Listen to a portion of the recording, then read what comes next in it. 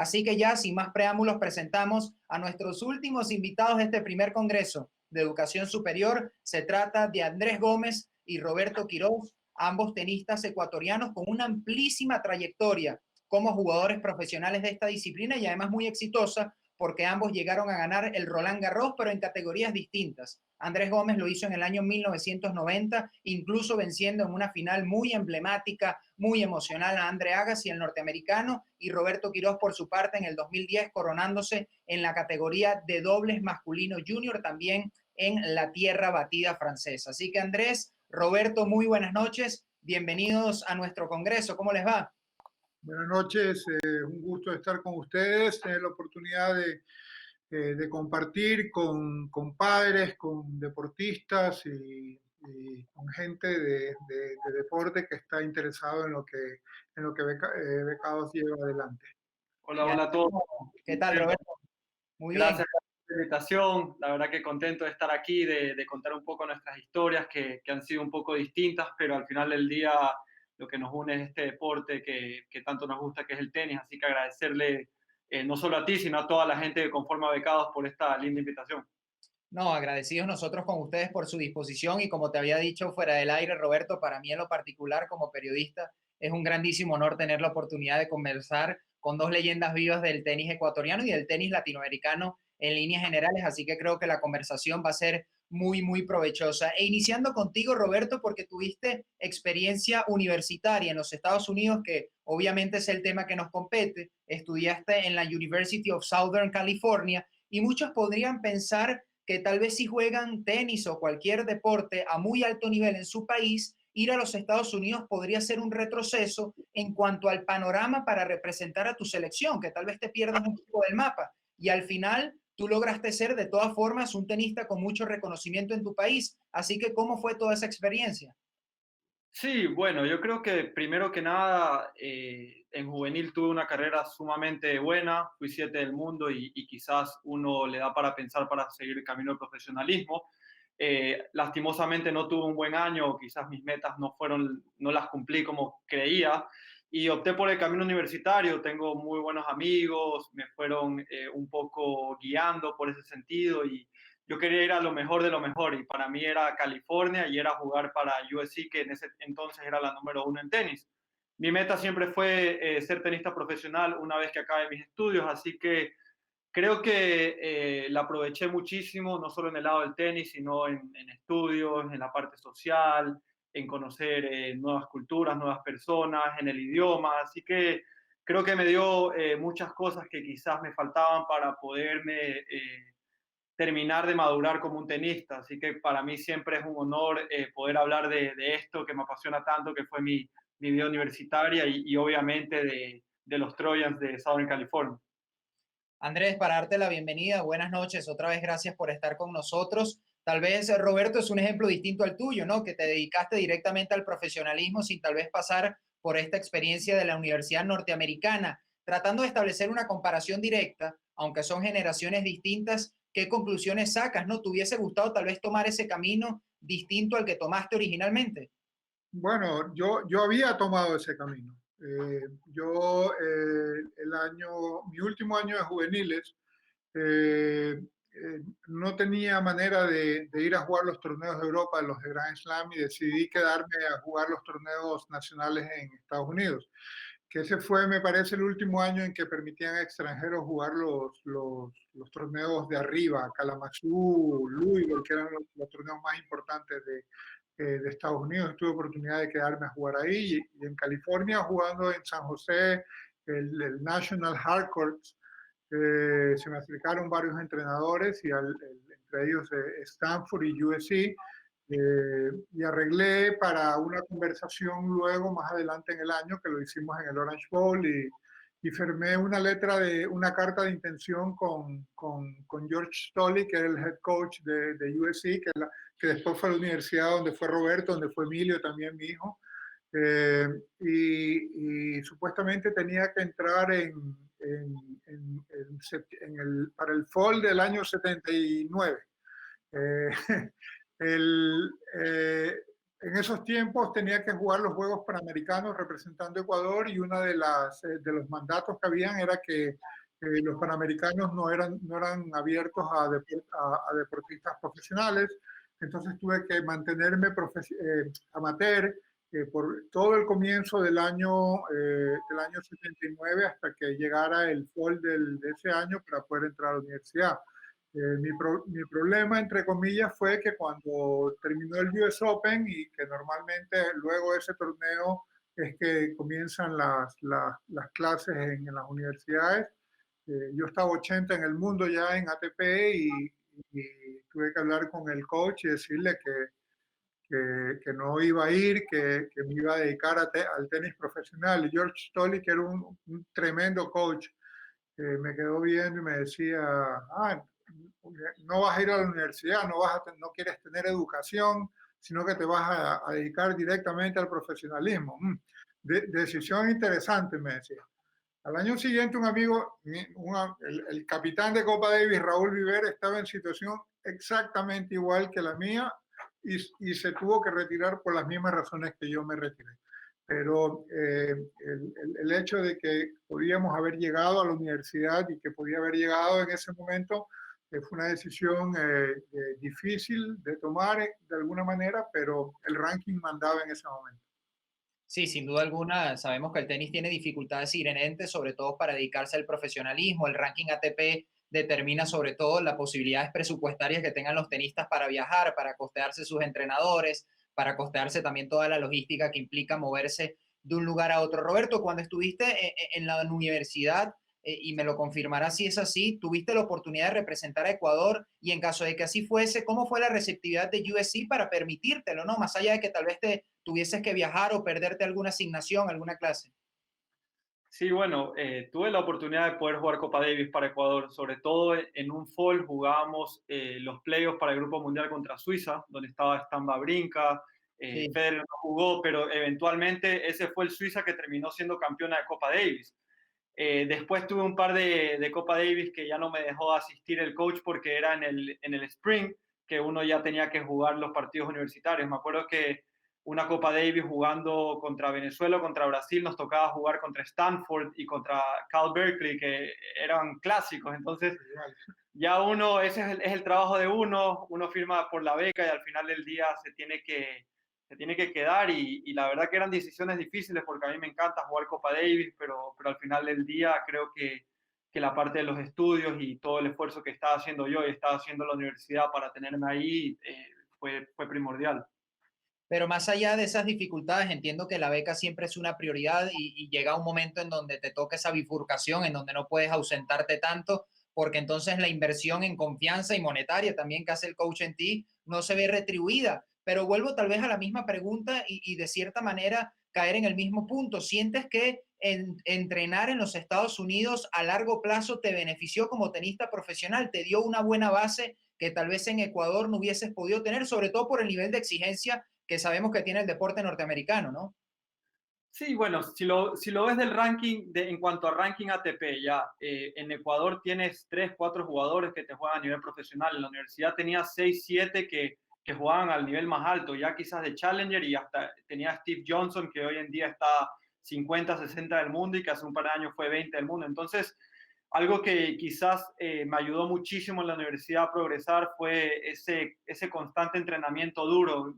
No había ni un día fácil, tenías que pelear por tu puesto, de repente te tocaba jugar contra el número 6, sobre todo cuando era freshman me tocaba pelear por mi puesto porque los jugadores que estaban 7 y 8 eran jugadores que habían ganado futuros, que es el torneo más bajo de profesional, pero que igual son sumamente difíciles de ganar. Así que el nivel de competitividad ya solo en la universidad era sumamente alto y yo creo que nos dio un nivel para poder jugar a pro hoy en día de esa camada que eran 6 jugadores que jugaban en el titular, todos están jugando pro. Entonces, creo que el nivel hablaba por sí mismo. En el verano del primer año ya gané mi primer futuro y obviamente no lo había ganado cuando tenía 19, 18 años. Entonces, me dio un gran indicador para seguir en la universidad porque estaba haciendo bien las cosas.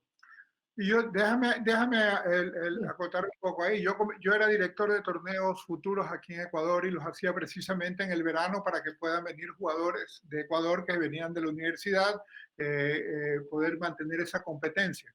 Venían muchos jugadores de Argentina, de Brasil, de Chile, de Perú, todos, algunos chicos que no eran, que eran profesionales, que eran, de alguna manera no habían, no les interesaba el tema universitario. Y sin embargo, los ganadores de los torneos que tenían eran todos, o la gran mayoría, universitarios. Brian Konieco de Ohio, Benjamin Dorch y Benjamin Becker de Baylor, Luis Dagor de Miami, ¿cómo se llama el gordo de Jesse Witten. Jesse Witten no, él no juega en Georgia o Illinois, no. Kentucky jugaba él. Emilio, Gonzalo, el Bebo Hernández de North Carolina, Roberto, o sea, la gran mayoría de torneos fueron ganados por jugadores de tenis universitario. Entonces yo me atrevo a decir que torneos futuros donde hay jugadores universitarios son probablemente los de más alto nivel. Cuando mezclas esos jugadores de universitarios con esos jugadores que son promesas y los mezclas con esos veteranos que quieren regresar y quieren retornar al circuito y quieren mantenerse activos, hacen que esos torneos sean los más complicados. Entonces, a nivel de competencia, la exigencia siempre va a ser alta.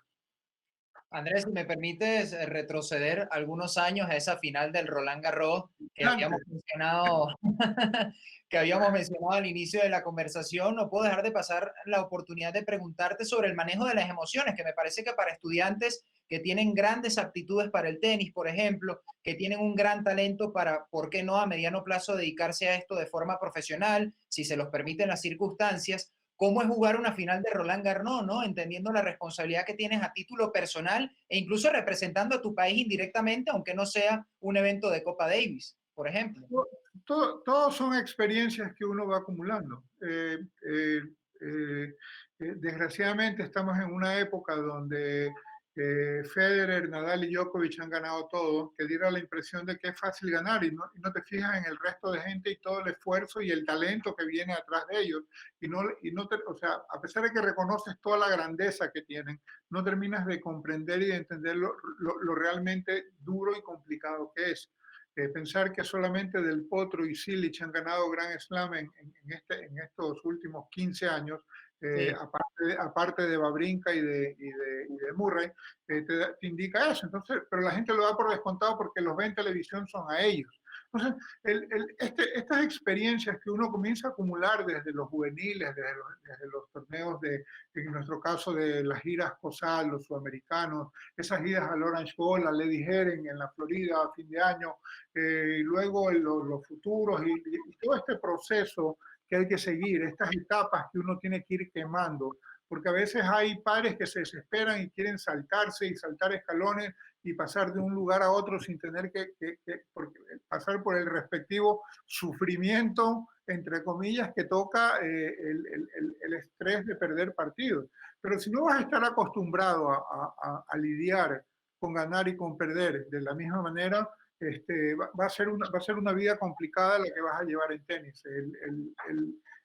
Las derrotas duelen y quedan, y a veces duelen mucho más que las victorias. Pero al final siempre hay metas que los chicos van llevando a todo nivel, porque no quiere decir que Roland Garros era una de las metas que yo tenía, pero antes de eso hubieron metas que yo no me había imaginado siquiera que iba a poder lograr. Y mi primera meta realmente era ir a la universidad y luego ver qué pasaba. Y a mí se me comenzaron a dar las cosas de esa manera.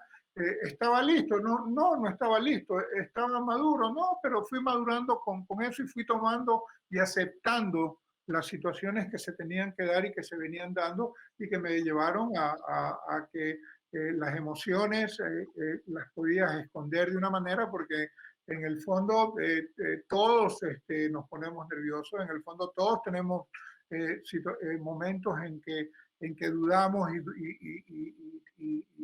y arrugamos, como decimos normalmente en el argot del tenis, y se nos da. Lo que pasa es que con el tiempo y con los partidos, con el entrenamiento, con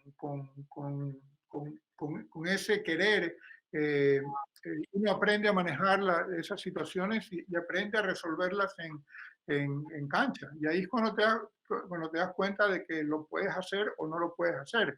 Si no fuera muy fácil y todos fueran campeones de torneos de Grand Slam o torneos nacionales, y todo eso conlleva y es todo un trabajo y un sistema que hay que llevar y que llegan y te llevan a una meta.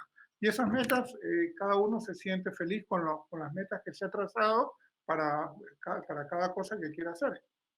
Andrés, ahora, obviando por un momento la modestia y después de que me respondas, quisiera escuchar la respuesta de Roberto un poco más en perspectiva, porque no es el protagonista de esta historia en particular. Obviando la modestia, como te digo, ¿crees que ganar ese torneo significó un punto de inflexión para la manera en que Ecuador percibía el tenis y su práctica? ¿Sientes que de alguna manera logró masificar su práctica en tu país? Bueno, vamos a dejar la modestia a un lado entonces. El tenis se comenzó a popularizar y a ver conmigo porque habían las primeras épocas en que comenzaban a ver partidos por televisión. No en directo, pero llegaban en estos paquetes deportivos que conseguían y comenzaban a pasar esos partidos. Tuvimos la oportunidad de tener en Ecuador a Jimmy Connors, a Bjorn Borg, a Ivan Lendl, a John McEnroe, estuvo Steffi Graf, Guillermo Vilas, estuvo Max Wilander, Jim Courier, y todo eso ayuda a popularizar el deporte. Y obviamente que cuando tienes una persona que está ahí metida y que está dando los resultados y dándote las alegrías, ese deporte comienza a crecer. Luego uno va dejando un camino que van haciendo y quedan los que vienen atrás, y los que vienen atrás no es que lo tienen más fácil, porque de ahí ellos sobre ese camino tienen que seguir haciendo otro camino para la gente que viene atrás. Yo me he mantenido envuelto en tenis toda mi vida porque a mí el tenis me apasiona. Lo inculqué a mis hijos, lo inculqué a mis sobrinos y lo he inculcado a hijos de amigos. Tengo la escuela y siempre para mí el tema universitario es la prioridad. O sea, ¿quieres ir a la universidad o quieres ganar Roland Garros? Creo que no hay comparación. Claro. Quiero ganar Roland Garros, obviamente, pero primero vamos con las cosas mucho más reales que podemos hacer. Y yo le digo a los chicos, sigan entrenando, manténganse entrenando. ¿Por qué? Porque así como puedes ir a la Universidad de Roland Garros, también hay universidades más pequeñas, pero a medida que vas cambiando tu nivel, vas a poder a una como USC, que es entre las 5 o 6 universidades de las mejores de tenis de todos los tiempos.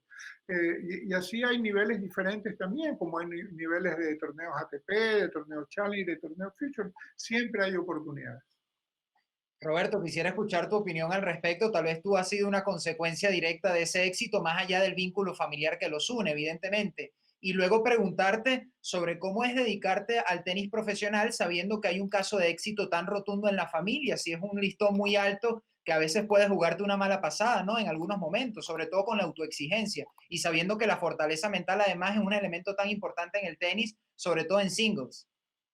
Sí, bueno, con respecto a la primera pregunta, creo que es algo muy común en nuestro país, sobre todo que digan, bueno, siempre son los mismos de siempre, los Gómez, los Lapenti. Y yo creo que una de las cosas más importantes que siempre digo es que en Sudamérica uno crece con una bola de fútbol. El fútbol es el soccer, es el principal deporte en Sudamérica. Pero a mí y a mi familia nos tocó crecer con una raqueta de tenis. O sea, yo me acuerdo, mis primeros recuerdos son con el tenis, son asistiendo a Compa Davis de mi tío, ya sea en la playa, ya sea acá en Guayaquil. Entonces, por ese lado, sí fue un vínculo sumamente grande e importante, en el cual quizás tanto Emilio como yo, desde pequeñitos, nos acordamos yendo a ver Copa Davis contra Inglaterra y tomándonos fotos con Henman y Rusetsky, y de repente Henman y Rusetsky le pedían fotos a mi tío y nosotros no entendíamos por qué le pedían fotos a mi tío o al papá en este caso, y la verdad que en ese sentido sí llegamos como que quizás a entender un poco de lo que había sido la carrera de él. Claro, más adelante cuando fui a Roland Garros en juveniles y me di cuenta eh, la magnitud de persona y de deportista y de tenista que fue él, ya son otros niveles. O sea, hasta el tipo de seguridad creo que lo saluda hasta el día de hoy. O sea, es algo Ese que era mi agente. es algo que da a entender la calidad de persona también que es. Luego, cuando empecé a jugar profesional, yo siempre lo he tomado como una motivación. Qué suerte la mía de tener como tío a alguien que ha ganado todo y que ha estado dentro de los mejores durante mucho tiempo. Pero sí en un poco dejó la vara un poco alta para el tema de los fanáticos y de que buscan resultados y de que Claro. cuando el próximo Roland Garros o el próximo 5 del mundo, 4 del mundo. Entonces, es una mezcla de sensaciones, pero yo personalmente y Emilio, que creo que optamos por el camino universitario, también nos da un poquito más de tranquilidad de que nuestro camino ha sido distinto y igualmente al final del día nos terminamos uniendo, que fue por la pasión que fue el tenis y el profesionalismo. Diciendo, Hablando, sí, te escucho. pobre los suizos, los que les toca cuando termine Federer. Exactamente.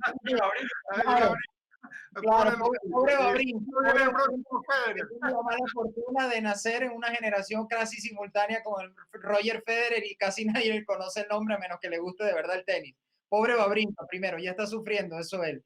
Roberto, te quería preguntar justamente por el profesionalismo y su viabilidad, tan sencillo como eso, entendiendo tu experiencia reciente como tenista profesional, lo comentábamos superficialmente hace algunos minutos, a veces la distribución de los premios que ha generado tanta polémica, la incapacidad de tenistas jóvenes de poder costearse sus carreras. Sabemos que el tenis es un deporte además muy solitario, hay que viajar, hay que lidiar con la soledad, a veces con la depresión y la frustración de los resultados, porque es cada vez más común y menos tabú que en el deporte profesional se lidia con la depresión, se lidia con la ansiedad. Entonces quisiera escuchar de ti de primera mano cómo es eso, ¿no? Porque es algo con lo que me imagino que has estado también peleando durante estos años, cómo es el esquema de la ATP para tratar de escalar posiciones en el ranking y sobre todo vivir de eso, ¿no? Porque ser tenista profesional, cuando le agregas la palabra profesional, pareciera que ya te permitiera económicamente al menos tener cierta holgura y en el tenis no necesariamente es así.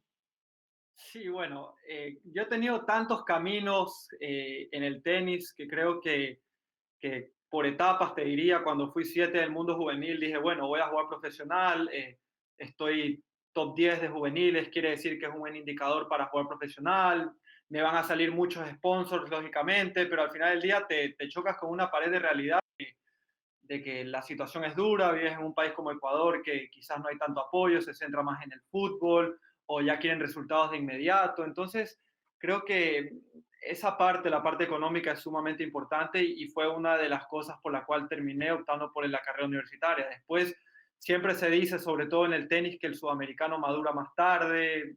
Creo que a mí me costaba en lo personal viajar muchísimo, extrañaba a mis amigos, a mis padres, a la comida de la casa. Entonces creo que por el lado mental también me tocó hacer un cambio drástico y ese cambio drástico fue optar por el camino universitario nuevamente, en el cual te vas 4 o 5 meses a un lugar donde quizás no conoces a nadie, otro idioma, otras culturas. Entonces yo creo que al final del día una de las cosas que más me dio la universidad fue esa maduración y entender un poco más de la vida, independizarme más, salir de mi zona de confort y ahora que juego tenis creo que veo a muchos amigos que están en el circuito que les cuesta viajar o les cuesta no salir a una fiesta porque quizás no pudieron vivir de primera mano, no pudieron cuando tuvieron 18 y 19 años de aprovechar estas oportunidades. Así que a mí en lo personal creo que el camino universitario me quitó muchos pesos de encima, me sacó muchas malas quizás energías que al final del Tentación. día uno tiene que terminar pasando por el lado social. O sea, aquí en Ecuador me gusta verme con mis amigos, me gusta salir y como cualquier adolescente me tocó. Así que creo que la ATP, y sobre todo ya hablando del lado de los premios, sí hay bastante desigualdad, se está luchando muchísimo con eso, pero una de las cosas que vale la pena recalcar es que al final del día los televidentes quieren ver a Federer, Nadal y Djokovic y es una realidad y es lo que la ATP está tratando de impulsar con este nuevo Next Gen, tratando de hacer nuevos torneos, nuevos conceptos, nuevos formatos para ver si así es más atractivo para el público.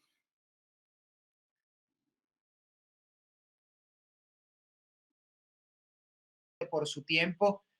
Tú no tomaste el camino universitario ya por las razones que explicaste y echabas el cuento con pelos y señales, ¿no? Pero tus hijos sí han tenido becas en los Estados Unidos, así que seguramente te quedó en la mente las virtudes que ofrece una universidad norteamericana para la formación de un ser humano, no solo como deportista élite y de buena competencia en el nivel NCAA, por ejemplo, División 1, sino también académica y profesionalmente. ¿Qué nos puedes decir al respecto? ¿Qué mensajes tienes para los espectadores que nos escuchan, que tal vez tengan la misma diatriba incluso en otro deporte? Porque en el béisbol pasa mucho en Venezuela, con el fútbol también a veces la estructura de países latinoamericanos no permite ser un buen estudiante en lo académico, en la universidad, pero también ser deportista élite y cumplir con los entrenamientos del club profesional al que perteneces. Entonces seguramente será una disyuntiva muy complicada para cualquier adolescente porque tiene que decidir entre su futuro, que es lo que le aconseja a su familia, y la pasión que lo mueve, que es tratar de ser deportista profesional. Bueno, yo mantuve siempre esa prioridad de que la universidad era lo que yo quería para mis hijos. Más que yo no había podido ir, entonces la misma vara de la que hablaba Roberto, la utilizamos para la universidad para seguirlo. Ellos 5 fueron a universidad, uno a San Diego State, Emilio a USC, Alejandro a Monmouth College, perdón, Monmouth University en New Jersey, Rafaela en University of North Florida en Jacksonville y ahora Manuela, la última, que está en Bryant University en Providence.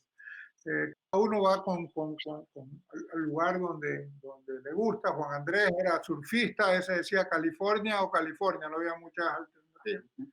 Emilio también, y realmente para nosotros como padres estar en California viendo estos lugares, estos centros educativos espectaculares, nos daba la tranquilidad de que habíamos tomado buenas decisiones. Ahora, hablamos de tenis, que en Sudamérica es un deporte donde casi todos los países tienen jugadores en universitarios. Pero a veces también veo que hay padres, por ejemplo, de atletas que no se preocupan. Y para decirte una anécdota rápida que vi en las Olimpiadas de Londres, del 2012, fue Londres, ¿no? Sí, 2012. 2012. Hablaba que Stanford era, si el medallero lo hicieran, también viendo los estudiantes y los alumnos de las universidades, Stanford hubiera estado quinta en el medallero, USC hubiera estado novena, Florida hubiera estado 11ª. Atrás de Rusia, me parece que China. China, probablemente, sí. Y no recuerdo. Y Estados Unidos, obviamente. O sea, pero o sea, te da de por sí cómo preparan a los atletas para estos eventos. Yo no puedo terminar de decir lo espectacular que sería poder haber ido a la universidad para mí. O sea, si a mí me pudieran garantizar mi carrera de vuelta y me dijeran, vas a la universidad, sí, me voy 4 años y de ahí me das lo que hice. Pero como no podemos asegurarnos nada, los 5 míos fueron a la universidad y ahí están. Y creo que son decisiones correctas, no hay cómo perderse. Otros idiomas, educación de primera, competencia de primera, amistades de todas partes del mundo, es todo. O sea, no es que no me guste que estudiar en mi país, en Ecuador, no. Creo que son oportunidades diferentes que uno tiene que ver y que uno tiene que adaptarse. Más que nada y sobre todo por el tema de competencia deportiva. Que te mantiene saludable, te mantiene sano y te mantiene alejado de muchas cosas malas que te pueden suceder. Sí, totalmente de acuerdo. Roberto, ¿tienes algo que agregar? Creo que casi lo dijo todo, pero sí, creo que una de las cosas también importantes es que uno expande sus horizontes al final del día y como te dije antes, crece como ser humano, que al final del día te ayuda muchísimo como deportista. Si ya lo ves de un lado empresarial, haces conexiones en todo el mundo, o sea, creo que como dicen en Estados Unidos, es un win-win situation. En todos lados vas a ver deportistas que fueron a la universidad, eso que decía de USC y de Stanford y de Florida en el medallero olímpico, te da a entender que UCLA también está bien metido. seguramente, Después se les- y en USC tienes un lugar, un museo en el cual te salen todos los atletas olímpicos del mundo y tienen una bolita, tienen, si estuvieran en el medallero historial, estuvieran 16 de todo el mundo, o sea, son cosas y son datos que a uno como deportista que quiere llegar a la élite del deporte te persuade y te invita a querer ser parte de ese grupo, ¿no? Sí, sin duda alguna. Y si además le agregamos la formación académica y profesional que Andrés comentaba, pues es un ganar-ganar por todos lados, ¿no? Puedes ser decimosexto del medallero mundial, además sacando un major de lo que a ti te genere vocación para dedicarte a eso cuando tu edad profesional ya no te permita, porque es lógico, es una consecuencia ineludible, ya no te permita dedicarte al deporte que te gusta. Andrés, Roberto, ha sido un grandísimo honor, como les dije al principio, muchísimas gracias por su tiempo y sobre todo por la disposición de acompañarnos aquí en el Congreso. Un gusto y que el Congreso, he oído que ha sido un éxito, veo los comentarios, así que los felicito y a seguir creciendo con esto del deporte y la universidad. Bueno, Gracias, Roberto, a ti también. sí, muchísimas gracias por la invitación, como siempre, encantado de ayudar, de compartir mi historia, mis experiencias. Y una de las cosas que yo siempre digo, siendo 7 del mundo y todo, igual el proceso universitario para mí fue un dolor de cabeza, papeleos, tratando de mandar los transcripts y digo, si lo podría volver a hacer, no dudaría en contratar un servicio como el que ofrece Becados, porque la verdad que te facilita y te quita mucho estrés que al final del día es tiempo que uno puede usarlo entrenando o cuidándose o despidiéndose de los amigos. La verdad que lo que ofrecen ustedes es algo espectacular.